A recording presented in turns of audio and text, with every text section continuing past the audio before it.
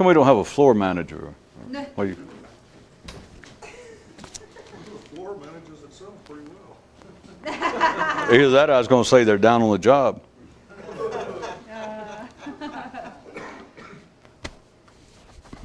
Of all their inner functions, men perceive only thinking to be something that they do.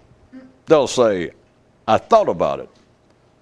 But as involves respiration, for instance, they never say, I breathed it. Or with the circulation of blood, I pumped it. Only thinking is thought of as something continually occurring in man for which he is deliberately responsible.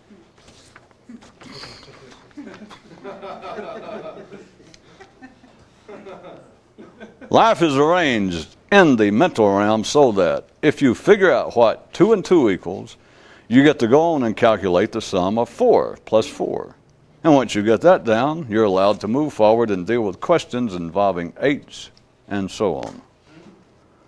The only ones concerned about measurable progress are those who are going nowhere.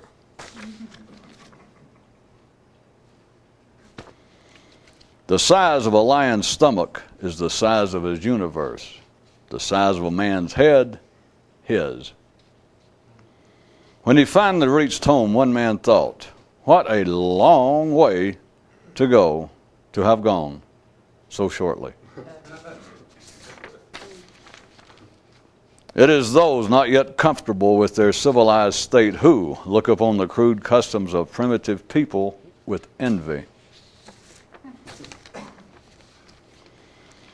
Although most people quickly forget about it, as soon as everyone is born on this planet, local conditions whispers this piece of important info.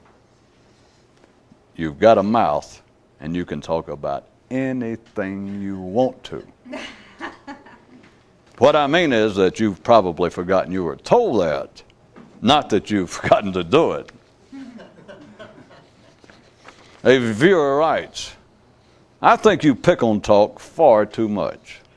For if most of us didn't talk, we wouldn't know what we think. Yeah. And even though the correspondent is correct, what is even more interesting is that he finds nothing particularly curious about the situation as he describes it. When the simple truths about life strike men as unacceptable, they will concoct more complex ideas in which to conceal them.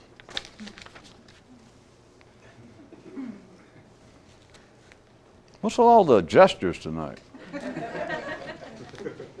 They're free and worth every penny of it. It's said that on one world the creatures are born already fully developed and outfitted and are immediately handed a mirror so they can look at themselves and complain, you don't expect me to wear that, do you?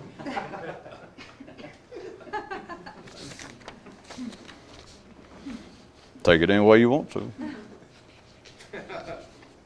That's one of the benefits on the side of the metaphorical. It's according to how it strikes you. You can take something as metaphorical, or if it is not riding very much across your pecker, you can take it literally.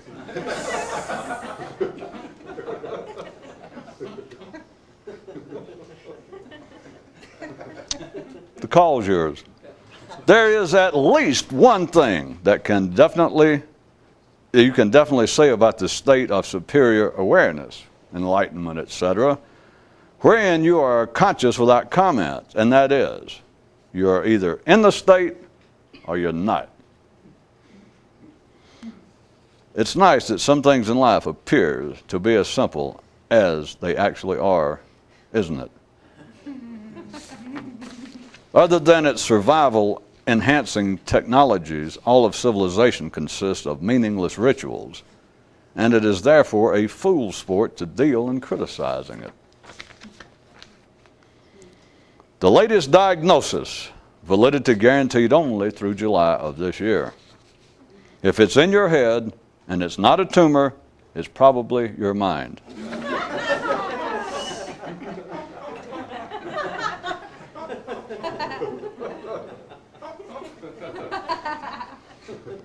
Those with complex and elaborate explanations of life have no idea what's really going on. Man is the only creature fueled by twin energies, a mechanical physical one and a mental willful one, although they are both mechanical and physical. So I guess it turns out that man is the only creature being fooled like he is. The truth about mystical teaching is that it has nothing to teach.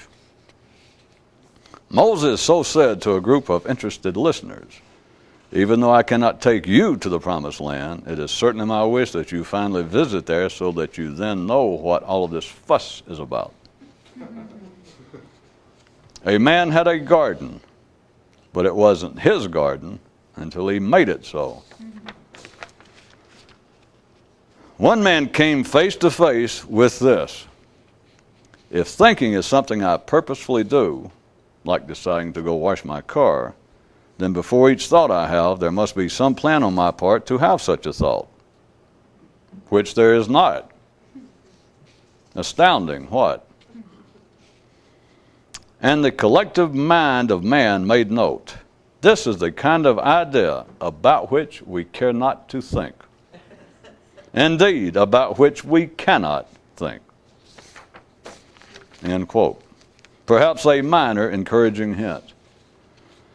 Once you've sufficiently visited the condition, all ideas or concerns about the train to take you there, the station in Paris from which you depart, all of the troubles along the way, and all of the questions regarding the actual nature of Istanbul, all of that disappears and is forgotten. Of course, there is another way to see this in a non-positive light, which is, damn, another hobby down the drain. It takes more than patience to get there, more than intelligence, more than strength, and something other than all of these. What the mind of the enlightened secretly knows, if you can talk about it, it ain't worth it. Muhammad one day found himself surrounded by a group of people who believed they had interests similar to his, and as they stared at him with the apparent expectation that he would comment on that certain matter, he said to them, "If it is true, travel that you want, then don't bum me and yourselves out with the demand for descriptions."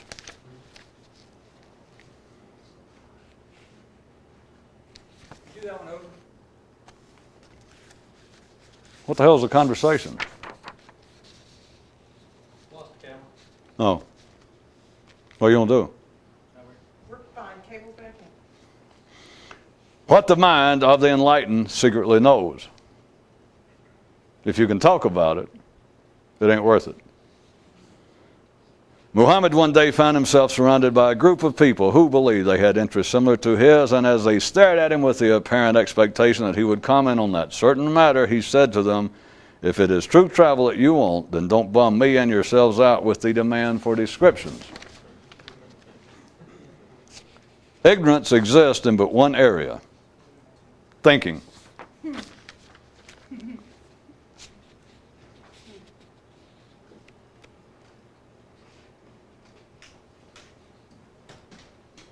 Huh? Still on. Things are arranged so that if you're normal, ordinary, and civilized, you're supposed to concern for your fellow man and be prepared, if not anxious, to help him, particularly in non-physical matters. But as natural and apparently admirable as this be, it is solely for the benefit of collective humanity and of no specific assistance to the individual, and is, in fact, for the few, of potential detriment. Trying to save drowning men who are not actually drowning is worse than a mere waste of time. All acts that encourage a blind man to be even blinder are to be avoided. You can stick your tongue out at your stomach, at your face, at your sexual parts. But what you cannot do, leastwise not to any discernible end, is to make fun of your mind, if you're everyday people. In an attempt to reverse, or at least combat, what appeared to be a certain inevitable tendency, one man began referring to his twit as "you silly thoughts."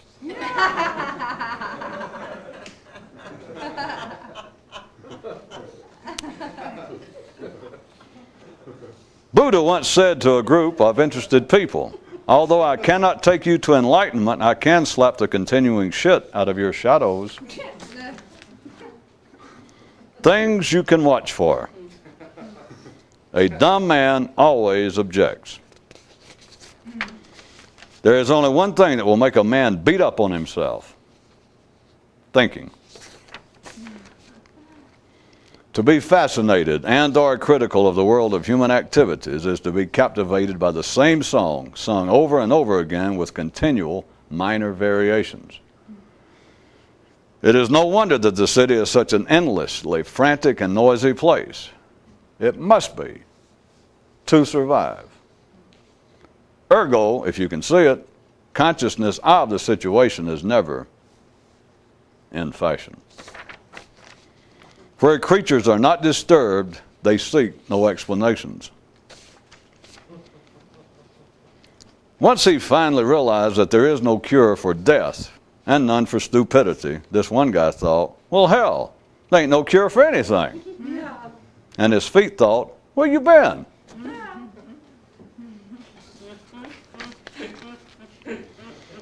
At their monthly fun and games meeting, one member of a certain explorers club made the following toast to the real mystics, who can be identified by the fact that they are either in that special state or wishing that they were.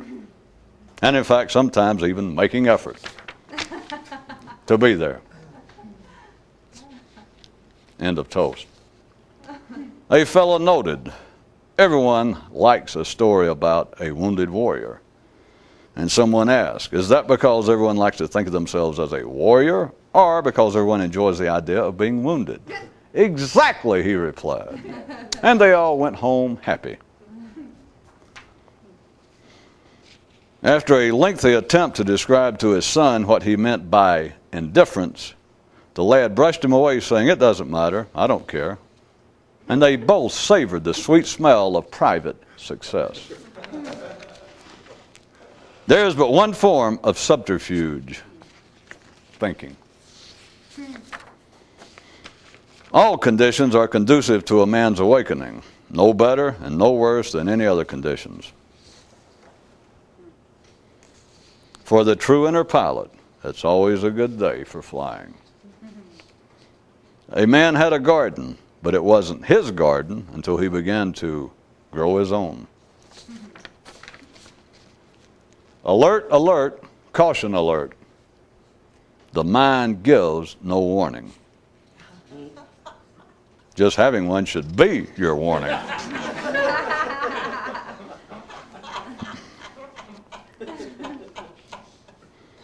A man who acts like he is seriously concerned about helping you either does not know what he's doing or else realizes that you're not up to taking the treatment head on. One guy's take on it: hearing ordinary men criticize other ordinary men is like watching sweat perspire. One man used to play a nostalgia game he called "Where Are They Now?" concerning his thoughts. Yeah.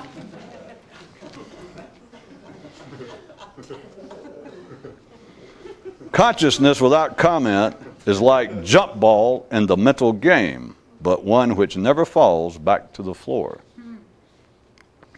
A demagnetized mind is one that can juggle fire. One man's private slogan is, big mouth, big future, assuming that you plan to stay in the city. Perhaps the deepest distinction between the ordinary and the few is that the former find such things as politics, government, and financial affairs to be the most important aspect of their life, while the few find it to be the matter of their own consciousness. One man's personal motto is, keep your eye on the ball, your foot on the throttle, and a clap on the comments. If the mind could help you be more conscious, it would. It does now all that it can do to assist, which is to hint, suggest, and insinuate, which still is not the state itself, but it's better than nothing, and it's free. One of the secrets about life that can be verbally expressed. If you look an ordinary man directly in the eye, you can see his eye. That's E-Y-E. The view from consciousness without comment makes everyone look foolish. In spite of its deserved bad reputation, all causes of awakening are in the mind. On the starboard side of his new RV, one man painted this message. Where do thoughts come from? You don't know, and I don't know. So get out of my way. The Tutmans, Clearwater, Florida.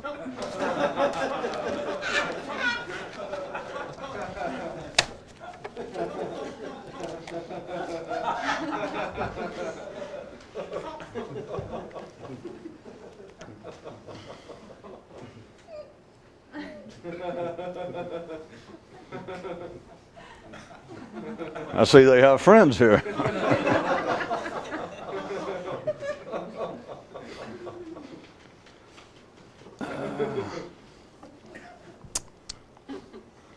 So as to save me from having to skip around rhetorically and not keep referring to myself, which is not the point, and to help cut down the possibility of listeners becoming entangled with their notion of me instead of what I'm talking about, finally, after all this time, let's do it an easy way. I'll refer to a third party, unnamed, but this unnamed third party to whom I shall refer, I give you my solemn assurance that I know the man full well, and everything that I may say about him, I know to be a fact. There is a certain man, it's alleged. Couldn't resist it. There's reputed to be this one man. Myth tells. One man who knew what was going on in life, and at times I'll put in his mouth even that he used the term the secret of life and etc. And in the same way that you've heard here and you've read and heard from other sources, whether they understood what they were saying or not, being of no particular consequence, but the fact that there either certain things or the one certain thing about life can never be revealed. And the crude terms in the public marketplace being such notions as the enlightenment cannot be described. What people see is not subject to a verbal detailing. But this guy took partial acceptance to that. That there are things that can be said. But here's a curious part.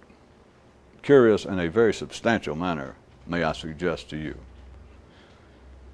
There is something that can be said that you could tell an interested person having to do with the true nature of life, the very things that sane people, ordinary people, in passing, pay lip service to having an interest therein, or some people swear directly that they have an extremely passionate, continuing interest therein, about what's the nature of life, what's going on here.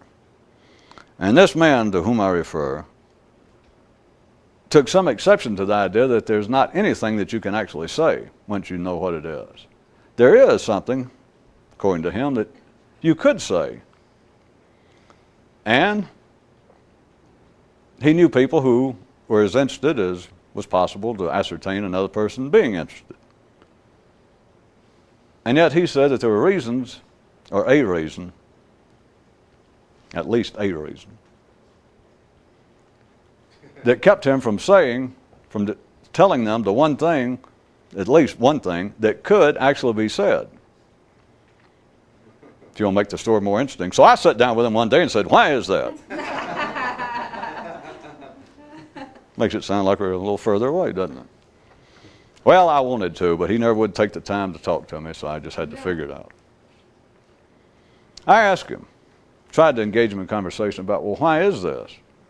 I mean, if there's something that you could say, beyond all of the historically accepted ideas that an awakened consciousness, an enlightened consciousness, the total liberation of the mind, all of those many descriptions, of them all saying what it is that a man sees in that state, what he realizes about the nature of life, the nature of man, in that state cannot be described. It's just a waste of time, that only a fool would try to do so. That you understand, once you see it, that there is nothing to be said. There is a reason, according to this fellow, that there is a reason that that has always been said, and or, on the alternative, I should say, there is a reason that that has become accepted wisdom. Whether anyone, whether a Buddha or Jesus or Zoroaster or anybody ever actually said it that way publicly. It has become a part. It has become an accepted icon, a belief, a reality within the so-called transcendental realm. But this guy said that that was not absolutely true, that there was something that you could say to people who were interested, who had never had the experience, that there was something that you could say. And I said, well, have you ever told anybody? And he said, no. So, can I buy you more coffee? Would you? Why?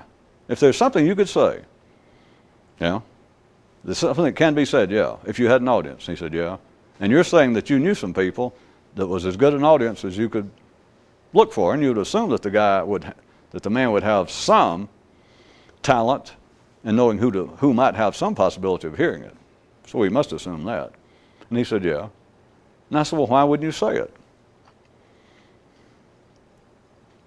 Of all the times I've been kicking around fiction, I suddenly feel like a novelist. And he picked up his coffee, lit another cigarette, and as the smoke waffled around his dark curly hair, and the sun came through, now I see why people like fiction, or like writing it. You get paid for just ordinary bullshit. I never thought about it. Get paid for your daydreams by the word. So that's what happens when you criticize without knowing what you're doing. Boy, do I feel foolish now.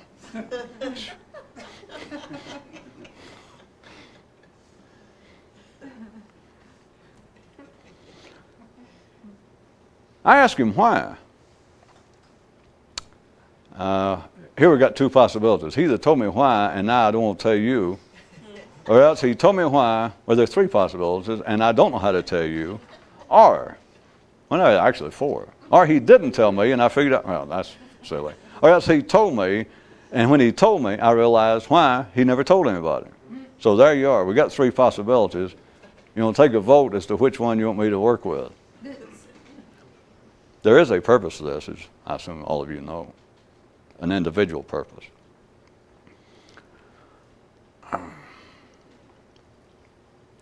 Well, let's take a small break right now. Back to the matter of criticism. I'll return to what we're talking about in just a moment. I will. Swear to God I will. The matter of criticism, after the many shot puts, pole vaults, discus that I have hurled at the matter of criticism, I'm assuming that everyone understands insofar as the way it's put oftentimes, like even tonight with several news items about how foolish it is to criticize other people. That doesn't even come into play.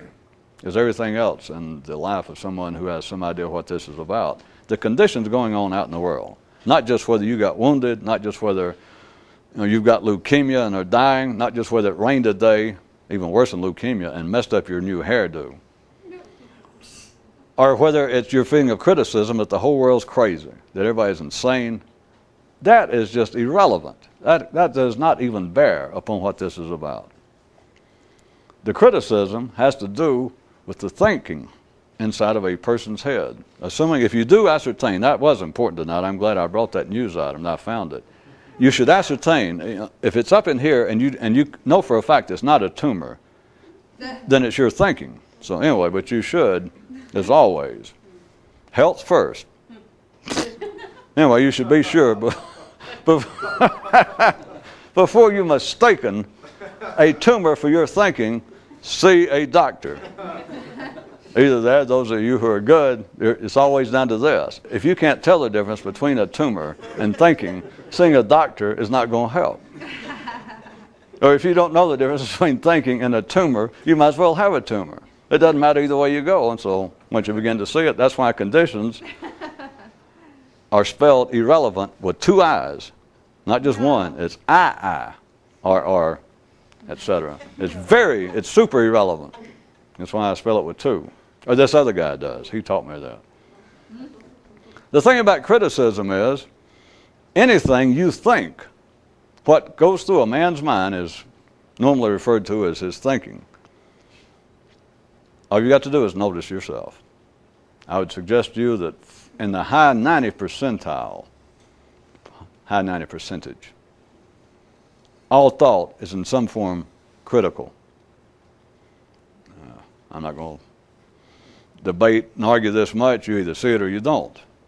It doesn't have to be what an ordinary person, if you could take your thoughts at any given time and flash them, if they would go from your head up on a screen and gone into a coherent sentence, which would be, I guess that'd be something in itself. Anyway, assuming this magic machine would turn your thought into a readable, coherent sentence, and you see what it is, even though it might not have words about critical and it might not be pointing fingers at anybody specific, all you got to do is have some experience, some personal objective experience of what is called thinking that's been running through your head from a very early age. And to see that it is based almost entirely on some form of criticism.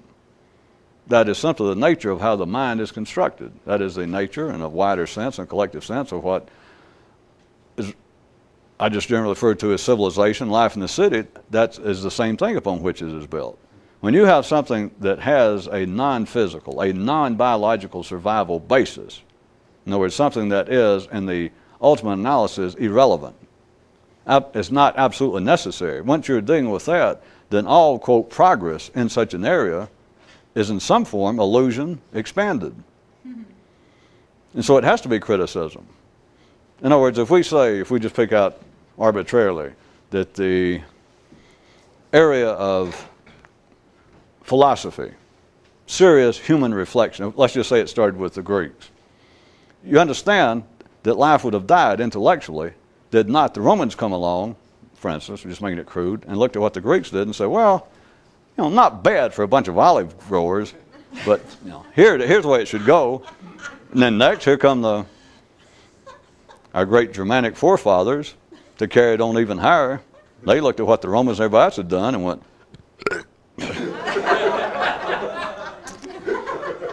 kind of ruined the sequence. I shouldn't have done that. The Franks came in. The point is, I couldn't resist.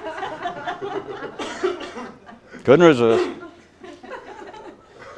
The thing is, when you're dealing with an area that is not absolutely de rigueur for physical survival, it has to be a constant process. One way I'll just picture it for you is on this barren plain, men began to build cities. Civilization started, the intellect started, and civilization being in each individual man's mind writ on a collective scale.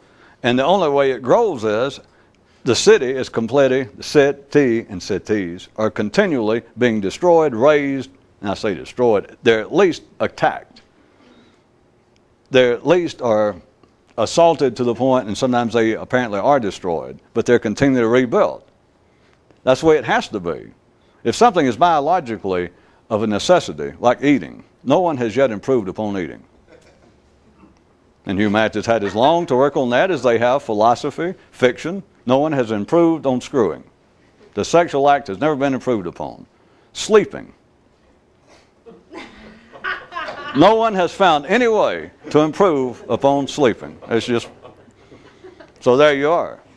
But when you're in areas beyond just about those three, anything that is an absolute survival necessity, after that, it has to be a matter of fashion. It is a continual, which some people, you can see in the midst of it, it opens itself up to some quite ordinary criticism, because people in the midst of it, I'm talking about people not any more conscious or comprehensive than their neighbor, it's easy to turn around at life and make fun of it. Make fun of the apparent, quote, progress, the positive changes. But it has to be. It's not a matter of whether it's positive or negative. That's just part of the process of it being destroyed and built back up. Because from somebody's view, oh, we lost everything. Oh, we went astray when we did so-and-so. And then somebody says, boy, it's a good thing that we got away from so-and-so. That would have killed us. Neither one is correct as opposed to incorrect. But the thing is, when you're in an area that is non-survival based, there's less than absolutely necessary, it has to be continually run back out on a catwalk for this year. It has to be continually, you have to raise the skirt, lower the skirt, raise the skirt, lower the skirt, make it a dark color, make it a light color, make it a dark color, make it a light color, raise the skirt again. Yeah, it's been, lower it, now darken. That's it. And only a fool, that is, an ordinary person, believes himself a serious social observer, a critic with a capital C. And to look upon all of this meaningless bullshit and find it worthy of criticism. So that's the fun, that's the overlooked fun of it all. That's one way you can look at, by the way, if you never thought about it, the public forms of mysticism, occultism, New Ageism as it's called now. There are two ways. As always, it's not seen this way, but I assume some of you will get there. Two ways you could look upon the relationship between occultism, mysticism, New Ageism, throughout the ages, whatever it was called. Between that and organized standard religion. You can look at it two ways. Those involved with New Age and occultism have always looked at it this way. Their view is that the attempt, the mystical attempt, is an attempt to improve, to correct the shortcomings of religion. Right?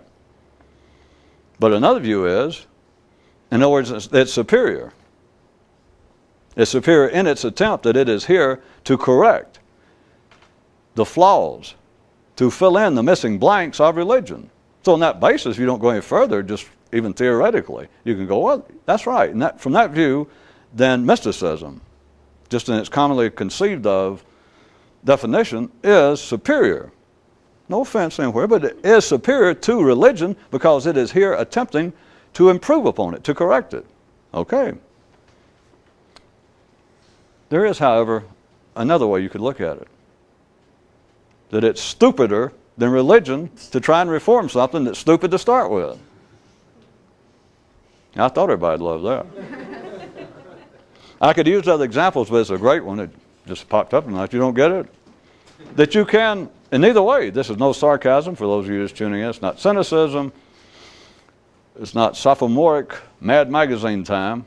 But I'm taking mysticism from one view has always been, and claimed to be, those who are publicly involved, has always been pointed out that it was not simply the antithesis or not the opposition to organized religion, but was the attempt to expand it.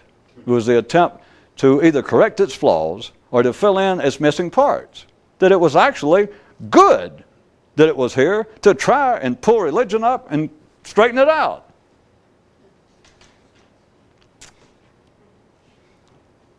Unless you understand anything at all.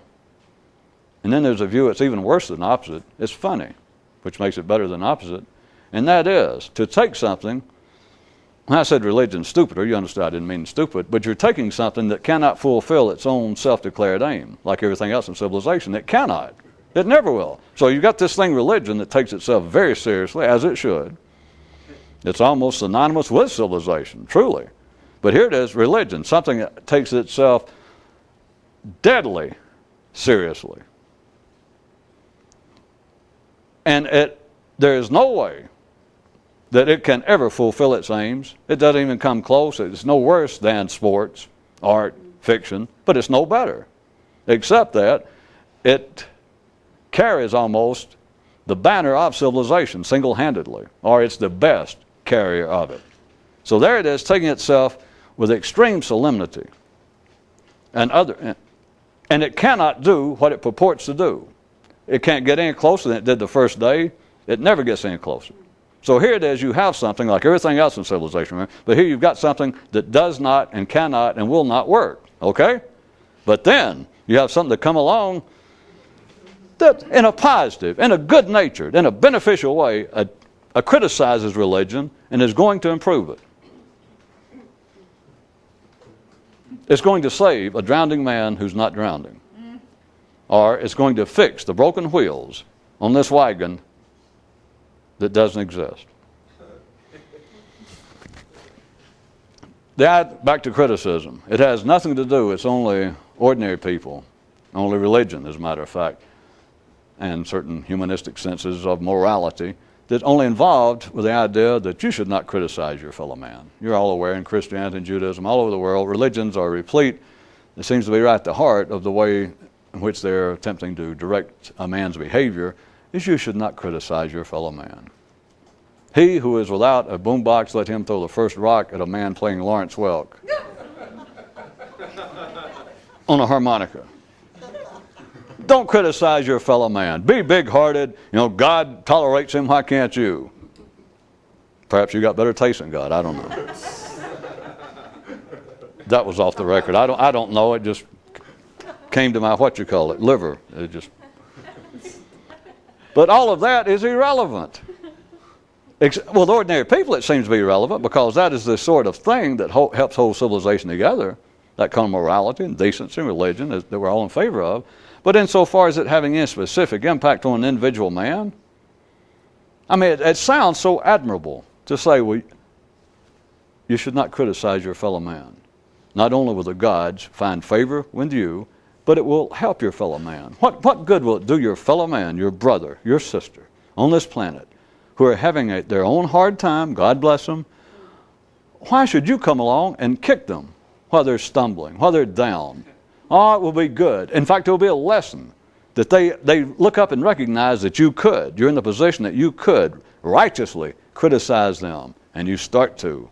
The forces, the demonic forces, they can see your tongue about to go, and suddenly you stop. And you refrain from what could have been well-deserved or understood criticism, and you refrain. Think how they'll benefit from realizing what happened. Now back to dramatics. Is the whole world crazy? You know damn well nobody benefits from that. They don't even notice. The only thing they might notice at all is like, phew. And usually they don't notice that. Like, well, I got out of it. I thought it was going to be worse. Okay. The point being, what is ordinarily called charity, concern for your fellow man. Now, we're not talking about physical, of helping somebody that's actually in pain or somebody that was drowning. Remember, we're not talking about that. We're talking about in the world of the mind. We're talking about in the world of civilization. Not of physically being helpful and assistant to somebody that needs it. That's something else. But in the idea that it is good not to criticize and find fault with your fellow man, and if you don't do that, it will help him. You got to be crazy. That is, you got to be ordinary to believe that. You've had 20 or 30 years of doing it both ways, or probably not doing it, but you've had the occasion to notice what harm does it do people when you criticize them?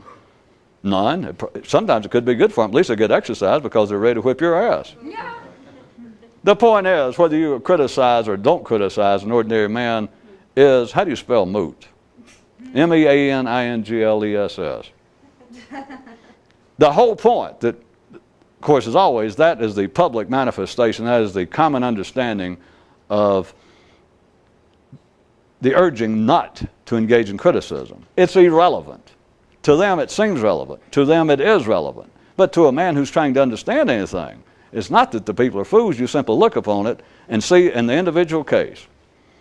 Look at yourself. You've had yourself all these years. What good has criticism done you, or the lack of it done you? All you got to do is see, and you see it's irrelevant. At the time, there might be a few words pass.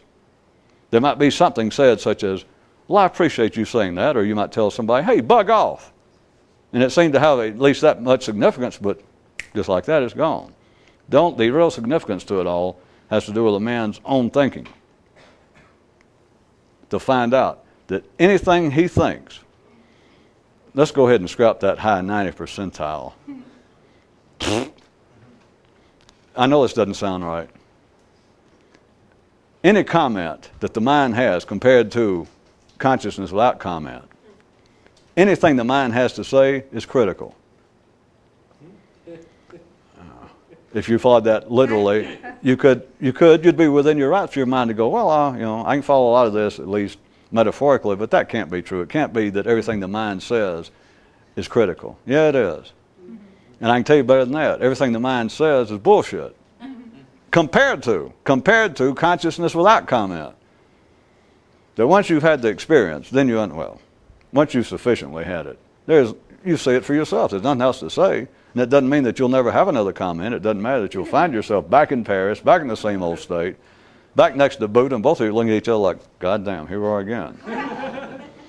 But at least you understand that no matter what your mind says, unless you're in the throes of it, and then of course you and your mind are just dancing, and you're in bed working up a sweat, and both of you are naked, and shame on you, because I know what you're doing. And it's not having illicit sex, it's having illicit consciousness. But at any rate, at times you're not at least in the full embrace of your own thinking. You know that whatever your mind, nobody else's, you know that everything ever passed through your mind, any comment your mind has on life, everyone, is bullshit. Well, I keep saying that for, I guess, worn out dramatic reasons. It's to be avoided. You know that the one thing that you then want is this, how can I learn to stop this? Is there some way I can stop this forever? Because it is absolutely meaningless. So to call it critical, back to where I said that somebody that heard this would be within their rights for their mind to say, well, that can't be literally true. It is. And critical is actually a fairly bland description of it. It's just that anything the mind says is. Now back to where we were, but you thought I wouldn't do. I asked this guy, all right, if there's something you could say, if there's something that can actually be said, I even pushed him. How about this? Now that I got the spirit of fiction within me. I asked him, so you're saying that the secret itself, you got me? And he went, yeah. All right, you're saying that there's at least some aspect, some shade, some little part of the secret. Maybe not the secret. He went, no. In other words, you can't tell the secret. Let me establish that for all of us. And he went, well, no, you're right.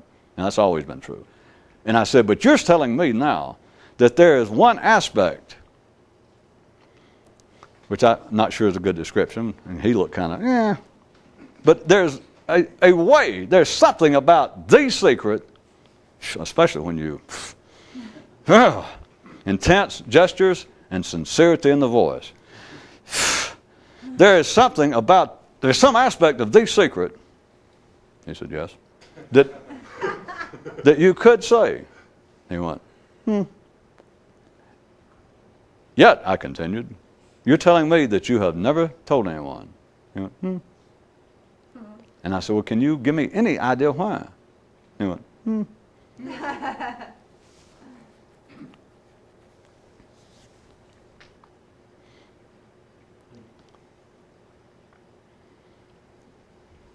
A man came face to face with this. He said, if thinking is something that all men, but that I purposefully do,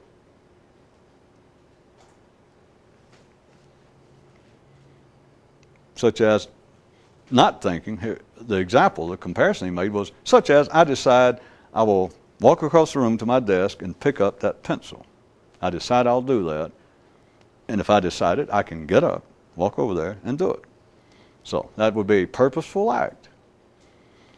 He came face to face with us that if thinking is something that I purposefully do, such as that, then before every thought I have, I would have had to have had the plan, the intention to think that thought. Which you know damn well you don't. Well, I say you, I'm speaking now to.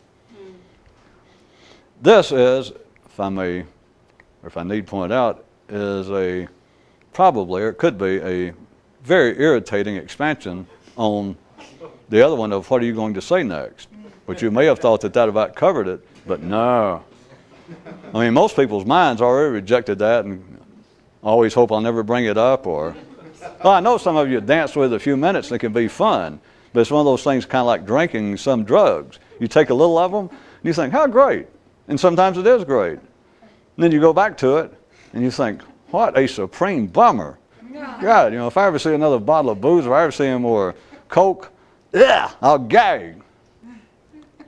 The truth be known, anybody who's given any pondering to the matter of what are you going to say next, I assume at times you can feel like you're, Neri F dancing around like I'm on the close of something great, and at other times you feel like maybe you're Curly on a bad day staggering around almost wishing you'd never heard of the idea, because the mind, all you can do is turn around in circles until you get dizzy and fall down and pass out if you're lucky. So, me and this other guy, understanding that, we thought, hey, why ease up now? Onward. So if you can hear it, this should be, or it has the potential to be even more egregiously annoying. God, I hope so.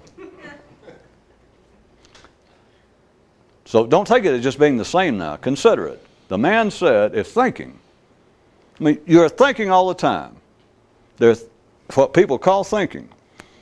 And there was another man tonight where they were written on 2 different pages. I'll leave it up to you whether it was 2 different people. It's not important. But one guy said, he noted, thinking is the only thing that men say that they do of their internal functions. For instance, when it comes to respiration, people don't go, I breathed it. Or the circulation of blood. People don't go, well, somebody says, well, you look alive today. You're still alive. And you go, well, yes. And they go, I'll give that part of it's thanks to the circulation of blood. And you go, yes, as a matter of fact, I pumped it. Well, we all know you laugh because no one ever says that, but notice this, you have never thought, and people never consider this. There's another function that operates just as constantly, just as predictably, with the same regularity, with ordinary, sane, wired-up people, and that's thinking. It goes on day and night. Your brain is operating the same way that your heart and your lungs are. But what goes on in the brain, as opposed to the lungs and the heart, amongst others, what goes on here is the only inner function in man to which he ascribes his own purposeful involvement. That, well, I thought so-and-so, like I did it. All right, back to the first guy. He came face to face with this. If thinking actually is something that I do, then before each and every thought I have, if it's something that I willfully, purposefully, intentionally do, this is not philosophy. This is not anything strange. Oh, it may be mind-breaking, and you may throw some of that rotten fruit up here again, which is not bad because I'm running out of snacks anyway. The larder is as bare as an attorney's compassion. Date book. The man said, if thinking is something that I do, because I say I thought so-and-so, it's going on, but it would have to be. This is not open to any discussion. I know the mind really can't do much with it if you're ordinary. If you're ordinary, can't do anything with it, other than perhaps say, well, that's kind of an interesting conundrum. Some way you twisted the language around, but that was kind of cute. I got to go. Because you can't do anything. But here it is. If thinking, says this guy, if thinking is something I do, which you all of your life you've been saying it. And even some of you, I got a strong feeling, are going to get a glimpse of something in the next 2 or 3 minutes before this is through. But also notice, not to give you the blues, but notice, you can get a glimpse of something that might make you go, wow. And even you then go, what time is it? Can you hold your breath forever? Can you stop the heart from pumping forever? But back to the man said, if thinking is something that I do, which I constantly say it, him and everyone else, people continually say, I believe, I think, but they're saying, I think. I think so-and-so, that I do it. And to say I do it, you don't have to put in the modifiers that I willfully do it, I intentionally do it. I did that just to clarify it, since it is now just such a mechanical part of the language in our thinking that no one ever analyzes the term, I think it. I think so-and-so. But what you're saying, without any doubt, this is not open to question. I'm not twisting it. Not yet. To say I think means that you intended to. And so this man came face to face with this finally. He said, if thinking is something that I purposefully do, in the sense, and this is a perfect example, we are not torting similes and metaphors and comparisons. If a man, there you sit and you think, are there things I can purposefully do in life? And you go, yes. That right now, in fact, how do you do it? How do you do something that you wouldn't ordinarily do? How do you manage to go wash your car?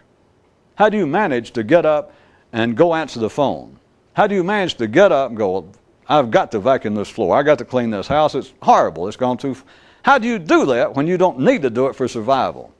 Your body can look around and just trash pile up in the house. I assume you know this. It's not very important, except for the sake of comparison.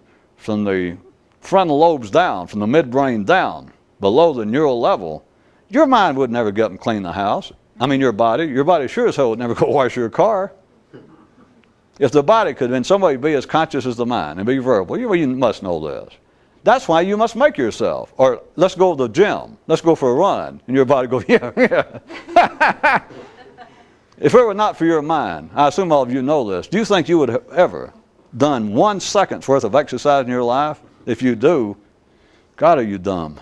Do you think you would have ever washed your car, cleaned your house, got a haircut? None of that. You have to purposefully do it. And it has to come from here. So the guy said, if thinking is something that I do, that men do, I continue to say, I think it, I thought that. And if you're not saying it, you think it to yourself, well, I think so, and you take what's going on, that you're doing it. The guy came face to face. There are things that we can obviously compare them with, faithfully, that I can decide to do something willfully. And the unsaid part is what I just went through that I didn't include in the news item, to get up and to do something that is non-essential. Like, well, I will go wash the car. You have to decide to do it, but then by every observation, that decision works. You can go, all right, I've got to. And right quick you think, well, where's the bucket? Do I have enough soap? Do I got any clean towels? All right. And you can go, all right. And you get up out of your chair, and you can go do it. But here's the thing. Had you not had a mental plan, a decision to do it, I assume you understand this. I don't, just because I'm talking loud and gesturing, it's not a sermon. It's not going to help. You either see it or you don't. Had you not made the decision, all right, I'll go wash the car, you would have never washed your friggin' car. Never. But you made the decision, and you go, okay. No matter how you drag ass around and mumble and all, but you decide to do it, you can get up and go do it. The man said to himself, if thinking is something that I purposefully do, like deciding to go wash the car and I go do it, then before each and every thought I have, before each thing I think, would have had to have been something similar to the decision making in washing the car. I'd have to decide, all right, I'm going to think about so-and-so. And even more so, there's nothing else to say really. I'm going to think about so-and-so. I'm going to think a certain thing about so-and-so. You would have to plan beforehand to do it to, in any wise, properly say, I thought so-and-so. If you see it, it's as plain as meringue on an umpire's face. I mean, there's nothing else to say. It's just like you turn around, like you're living in the stomach of a dragon, and one day you look around and you go, it sure is green in here. Yeah. But the ordinary mind, what in the hell can you do with that? Did anybody think that I did not go back to the subject of this man who said that there was something he could say about the secret of life that he had never actually said? Oh, well, I'll pick up where I was. I know I got lost there. And I said, well, why? I mean, if you can do it, I asked him why. He took his time.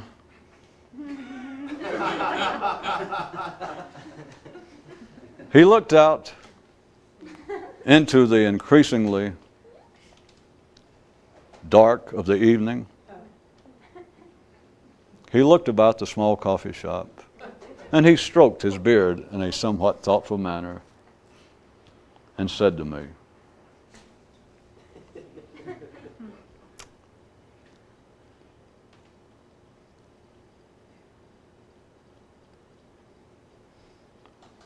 I will assume for a second that somebody here or somebody on tape at some other time literally heard what I was pointing out. As always, not to prove that I'm correct, but you need to notice on your own, even when you see something like that, notice your mind is like juggling fire. Trying to. It is like attempting to hold your breath for friggin' ever. Your mind can see something like that, and the mind itself, all it can do, it'll go into gridlock. It'll go into a spasm. Or it just, well, I'm exaggerating to try to get you to see the point. What it does is you go, my God, and it's almost as though you looked right into an atomic flash, but before you know it, it's 5 minutes later. It's the next day. That is that you were just, I'm on the verge. If this don't blow my mind, I'll surely see the face of Buddha. Let's say that this is 9:02 on a Monday night that happens. 9:02 and 16 seconds. And you think, I am so close. And now since we're doing fiction tonight, we move forward. It's Wednesday, 2:30 a.m., and you are somewhere back to where you understand what I'm getting at. You're on the verge of seeing something that your mind, and to say that goes into spasm, it's simply you're back in your normal condition, thinking that you are thinking. My suggestion was that I told you more than that guy ever told anybody else by telling you this story, or the two stories about the two aspects of the guy saying that if I indeed think, if it is I thinking, that in combination with the aspect of showing that it is only, of all of man's inner functions, of everything, it is only here that man ascribes deliberate purpose, willful participation on his part. No one else ever takes any credit. They don't go, it's foolish to say, well, I have to give attention. I have to give my own attention to keeping my heart going. We know that's insanity. But people ascribe, not in this way. We all know no one sits around and analyzes it. It's not even discussed. No one ever thinks about it. But people say, well, I think so-and-so. Really? Oh, my. Assuming the tape's already run out, then your real question, it'll do it to yourself. You know I'm not talking to somebody else. But somebody says, well, I think so-and-so. And you go, my. I'm interested. When did you plan to think that? I mean, was it right before you thought it, or like a week before? Or did you just plan to do what you're doing just before you think it? And of course, a good intelligent person will look you dead in the eye and go, what?